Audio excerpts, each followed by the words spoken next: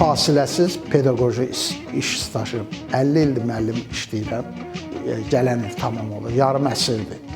Amma bu yarım əsr ora gedib müəllim olanacan mən axı musiqiçi olmuşam. Musiqi məktəbinə getmişəm. Sonra musiqi texnikumunda oxumuşam. Yəni bu əlbəttə ilk mənim ifaçılıq sənətidir. Ondan sonra bəli, müəllim işləmişəm. Eyni zamanda elmi fəaliyyətim də var. Yəni sənətşünaslıq elmləri doktoruyam və professoram. Mən konservatoriyanı əlaçı qurtarmışam. Elə o vaxtda istədim doktoranturaya girim, elmi fəaliyyətlə. Dedilər, yox, sən deyir, olmaz, sən xalq çağı alətləri üzrə bitirmisən, sən gərək təzədən musiqişünaslığı oxu, ondan sonra doktoranturaya girə bilərsən. Dedim, mən elə ömrü boyu tələbə olmalıyam.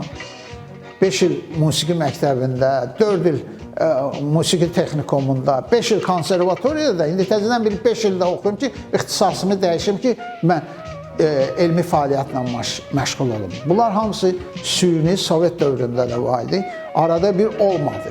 O ərəfədə mən müdafiə elədim. Olmadı deyəndə müstəqillik illərində ləğv elədilər ki, o Sovet dövründə idi. Təbii ki, mənim üçün əziz musiqi məktəbidir. Musiqi məktəbində öyrənmişəm. Musiqi məktəbində də kamançaya getmişəm. Bu böyük səhnələrə mən kamança ilə çıxmışam. Ondan sonra o biri alətləri də öyrənmişəm. Yəni evimdə 100-ə yaxın, 90-ı keçib də, 90-dan artıq musiqi alətim var. 90-dan yuxarı, yəni unikal alətlərdir. Hətta elə alətlər var ki, getginə bizim muzeylərdə yoxdur. Çünki o ancaq mənim evimdədir. Məsələn, Əbdülqadir Maraqalının əlvah deyilən bir aləti var.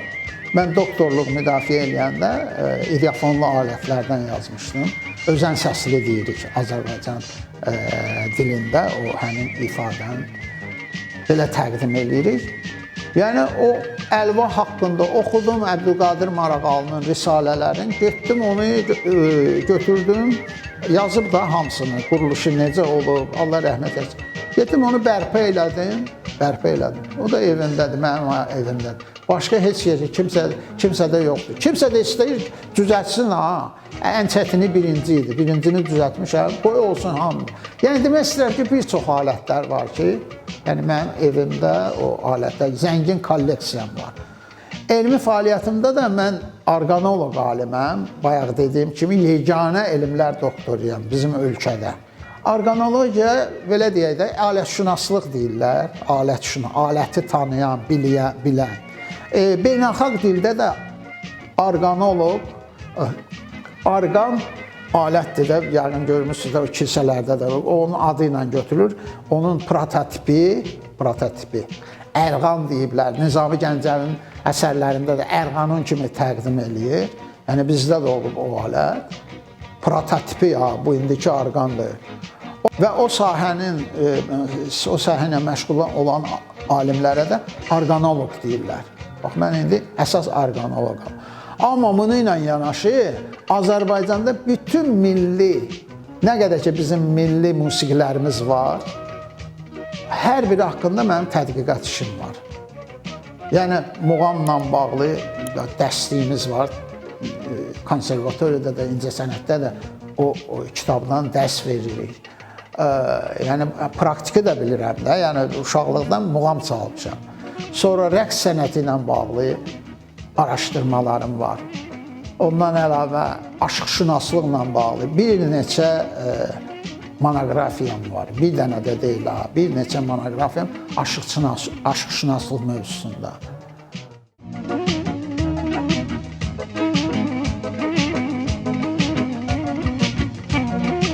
Atam çox musiqi sevər idi, elə anam da. Yəni, çox istəyirdilər ki, uşaqları musiqi ilə məşğul olsunlar. Mən gözümü açanda, yəni evdə qarmon, laf köhnə qarmonlar var idi, qara dilləri yox idi, ağ dili idi. Ağ dilləri, Atam cavanlıq vaxtında almışdı o qarmonu. Götürüb hərdən bir çalırdı da. Heç bir təhsil almadan, eləmədən özü üçün. Atam hüquqşünas olub, sonra ticarət işçisi işləyir. Yəni musiqiçi olmuyor da. Bizi musiqiyə qoydu. Yəni məndən sonra o bir qardaşlarım da hamısı musiqi məktəbinə getdik. Və təbii ki, evdə müxtəlif alətlərin səsini eşidirsən, maraq götürür. Başladım yavaş-yavaş onların da alətini öyrənməyə. Ondan sonra daha doğrusu 1979-cu ildə Allah rəhmət eləsin, Baba Mahmudoğluya, xalq artisti. O mənimlə bir məclisdə oldu, gördüm müxtəlif alətlər çalıram.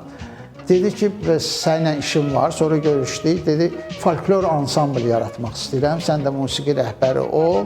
Özdə sən bütün alətləri bilirsən deyə, sənin o alətləri biləndə artıq folklor da çətindir. Hər pərdədə hər mahnını ifa eləmə. Düz, tar-kamança eləyə, amma zurnadır, balabandır, neydir? Bunların gərək əlverişli tonallığı olsun. Onu da mən bilirəm da, fırda falan yerdən çalsan, hamı çala biləcək. Bax, belənçinə və alətləri də, bax, belə öyrəndim də, evdə var idi, maraq yarandı. Sonra da ki, elə oldu ki, da elmi biri var, həm əvvəl öyrəndim çalmağı, ondan sonra da başladım bunları elmi şəkildə tədqiqat aparmağa.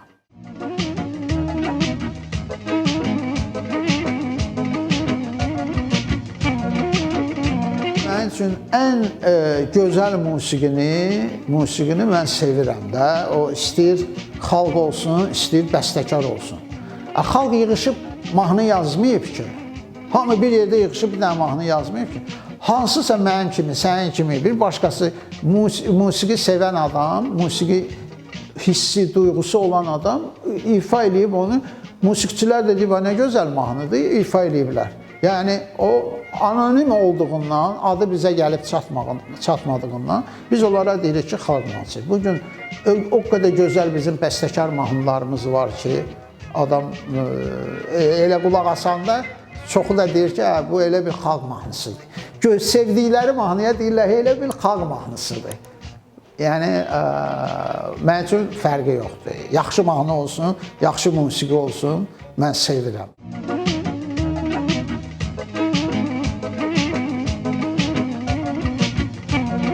Əvvəla, nəfəsli sözü düz deyil. Bizim alimlərimiz yazır, balaban nəfəsli alətdir. Balaban nəfəsli alət ola bilməz. Yəni, nə barədə? Və yaxud zurna. Zurnanı qoymuşam bura, ona deyirəm nəfəsli alət. Belə çıxır ki, o nəfəs alır, verir. Lü şəkilçisi onu bildirir də bizə, elə deyil. Ona görə nəfəs alətləri, nəfəs aləti, bəli, simlini də qəbul eləmirəm. Simli sözü sim, fars sözüdür. Onlar da gümüşə deyirlər. Gümüşə farsça sim deyirlər. Daha doğrusu pula, gümüş pula sim deyirlər. Onun telənə aidiyyəti var. Üzeyir Hacıbəyli bizim böyük, dahi, tək bizim yox, dünyanın dahi bəstəkarı. O kitablarında yazmır, sim sözünü yazmır. Deyir, telli alətlərin ən gözəli tutaq ki, kamançadır. Filan alətin, nə bilim, qanundan yazır, 72 teli var. Tel sözünü işlədir. Sim yoxdur. Sim də var, bizə aidiyyəti yoxdur. Mən öz dilimdə danışmalıyam da. Mən niyə? Heç fars da işlədmir. Yəni, indi bəlkə işlədirlər. Nizami Gəncəvinin mən yaradıcılığını araşdıranda, bu yaxınlarda bilirsiniz də, 870 illiyi oldu. O ilə bağlı tədqiqat əsəri hazırladım. Nizami Gəncəvinin yaradıcılığında musiqi alətləri. Bir dənə yerdə orada biz bunun nə sim sözünə rast gəlirsən, nə xanəndə sözünə rast gəlirsən. Halbuki Nizamini tərcümə eləyəndə doldurublar, tərcümələrdə xanəndə, nə bilim, müraciət edir, xanəndə filan. Hamısında Nizami orada müğənni yazır. Müğənni filan. Müğənni nədir? Muğ tayfalarının adıdır. Midiya dövlətində bir kiçik başqa xalqlarda yaşayırdı, amma Muğlar aparıcı tayfə idi. Bax, Muğan deyirik ya, Muğan. Mən Xızıdanam, bizdə də Muğan kəndi var. İsmailidə də var, Şamaxıda da var, Qazaxda da var. Muğan Araz çayının o tərəfi, bu tərəfində yaşayan əhaliyə biz orada deyirik Muğan. İndi də ərazi baxımından. Xızı hara, Araz hara. Amma köçüb gəliblər ora, toponomiyanı da daşıyıblar. Muğam deyirik ya. Muğam sözü də Nizami yazır şeirlərində bir muğani hava çal. Muğani hava nədir? Muğamdır da. Muğlara məxsus hava nə deməkdir? Muğamdan danışır da.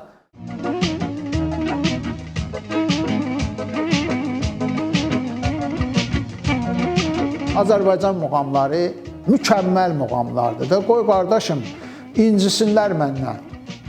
Belədir də. Azərbaycan muğamlarını UNESCO bilirsiniz də, reprezentativ siyahıya saldı. Azərbaycan niyə? Çünki bəşəriyyətin şah əsəri elan olundu. Dedilər, bunlar bu qorunmalıdır, bu muğam qorunmalıdır. Yəni bəşəriyyət tərəfindən qorunmalıdır. Niyə görə deyirdilər, muğam hər yerdə çalınır da? Belə deyir. Sağ olsun Mehriban xanım göndərdi, elədi, o öz yerində. Amma bunlar niyə görə Azərbaycan muğamını? Çünki Azərbaycan muğamlarını dinləyəndə orada UNESCO-da oturur, dünyanın ən məşhur, ən böyük musiqişünas alimləri orada təmsil olunurlar. Otururlar, qulaq asırlar, deyirlər, bir baxaq görək ki, ən gözəl muğam kimdə, hansı xalqdadır?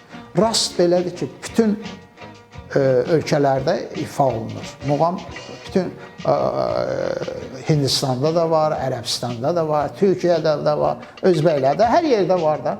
Hər bir yerin dəstgahının, rast dəstgahını qoyurlar. Otururlar, qulaq asırlar. Bir qulaq asırlar. Onlar muğam bilicisi deyil. Onlar alimdirlər, harmonik baxımdan qulaq asırlar ki, muğamlarımıza simfoniya kimi qulaq asırlar onlar. Ki, böyük bir simfoniya kimi qulaq asırlar, hə, bu belə oldu, burada belə getdi. Və bir o biri xalqlarında qulaq asırlar, deyirlər ki, ən mükəmməl muğam Azərbaycan muğamıdır. Niyə? Çünki bizim muğamlarda rəhmətli Üzeyir bəy deyirdi ki, 40 otaqlı bir saraya bənzədirdi. Hansı qapıdan deyir girmisənsə, o qapıdan da çıxmalısan. Yəni girdin saraya, 40 dənə otağı gəzdin, dolandın, girdiyin qapıdan da bayra çıxmalısın. Amma elə muğamlar var ki, bizdə yox, başqalarında deyirəm də. Qapıdan girir, bir də görsən pəncərədən çıxdı. Bunu da o musiqişünas qulaq asanda görür ki, burada harmonik baxımdan pozuntular oldu. Hətta bunu da deyirlər ki, yanımızda da deyirlər, elə bil ki, Azərbaycan muğamını hansısa bir dahi bir bəstəkar bəstələyib ki, belə, bu sizin muğamlar belə ifadə olunmalıdır, falan şöbə güşələrlə verib Azərbaycan xalqına.